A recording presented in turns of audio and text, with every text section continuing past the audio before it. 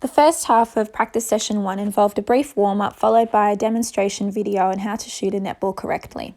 We then went through the preparatory phase using squats as a means of enhancing knee flexion and then also setting up with and without the ball. We then had a short break before recapping what we had done in the first half and then going on to looking at ball action and release and finally putting it all together for another whole practice for 5 minutes. The first half of practice 2 involved a brief warm-up followed by a whole practice at the hoop. We then recapped the preparatory phase and ball action phases before having a short break. During the second half, we then took part in an activity to focus on accuracy and the release action by aiming the ball at the wall at a certain point repeatedly. We then practiced backspin and whole practice again.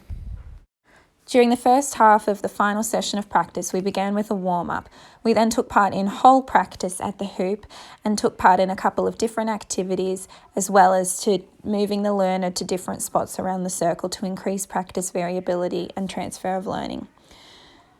We then recapped the 3 sessions we had learnt over the course of the program before taking a short break. In the second half, we recapped the release movement in particular before implementing the 3-second rule and a defending player to increase variability once again and force the learner to engage in active problem solving.